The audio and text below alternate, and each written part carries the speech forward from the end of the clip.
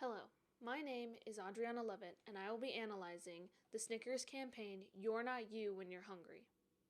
In 1930, when Frank Mars introduced a new candy bar named after his favorite horse, he had no idea how successful the bar would become. According to Jessica Prokop, the bar brings in $2 billion annually for the M&M Mars Company. Between 2007 and 2009, the chocolate bar industry was becoming more and more competitive. If Snickers was going to keep up, they needed to change up their marketing strategy. The answer the Snickers came up with was their extremely popular You're Not You When You're Hungry campaign. The format is simple. The subject of the ad is participating in some kind of activity with a person or group of people that knows the subject well. They realize that he or she is not acting like themselves and proceeds to tell them to eat a Snickers bar. The visual elements used in this campaign are outstanding and do a lot to help persuade the audience. During every one of the commercials in this campaign, the audience seems to be in on the action.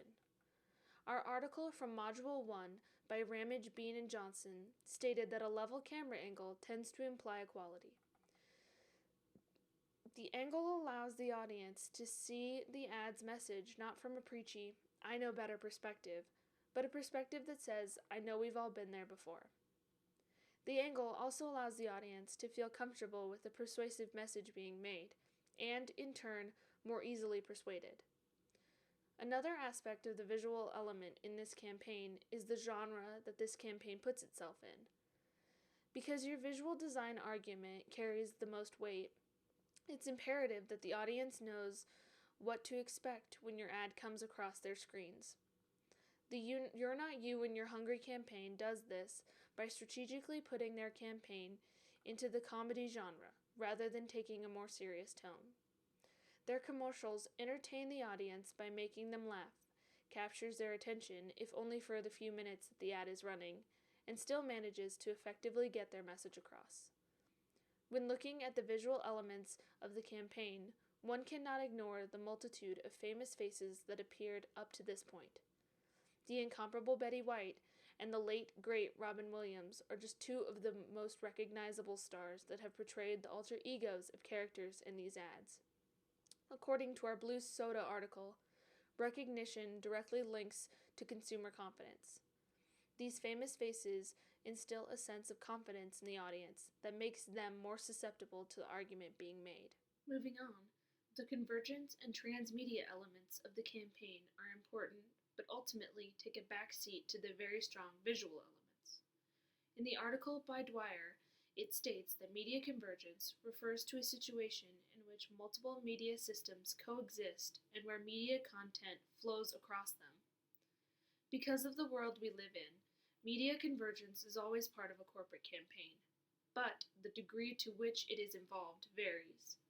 For Snickers, they rely on Twitter and Facebook for a lot of their media convergence. This most often includes uploading their commercials to social media for their followers to see. One of the ways that they have used media convergence and transmedia storytelling to their advantage is their print ads. According to the New York Times, the Mars Company decided to print coupons along with a printed version of the You're Not You When You're Hungry ad. By giving consumers a coupon, they are more inclined to go out and buy the product because they are saving money. It proved to be very successful and helped the campaign continue to thrive years after it initially began. My final point of analysis is the campaign in relation to the Mars Company's corporate identity. Companies today are feeling more and more obligated to balance economic, social, and environmental goals while still being profitable. Because the Mars Company and the Snickers bar have been around for so long, their corporate identity has adapted and changed over the years. Within recent years, the company has started their Sustainable in a Generation initiative. The 3 parts to this plan include a healthy planet, thriving people, and nourishing well-being.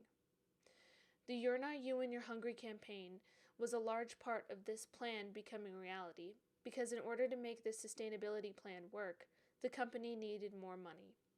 The increase in sales brought on by the campaign has allowed for the Mars Company to turn their efforts to making the planet a better place for the future. In conclusion, The You're Not You and You're Hungry campaign proved to be very successful. Its visual elements were very strong, and in my opinion, carries most of the persuasive power. The media convergence elements in this campaign were not nearly as strong, but were still present. There was a lot of room for improvement in this area, but their use of print media allowed for a nice change of pace for the audience, as well as encouragement from using coupons. The greatest weakness in this campaign was the way it related to its brand identity.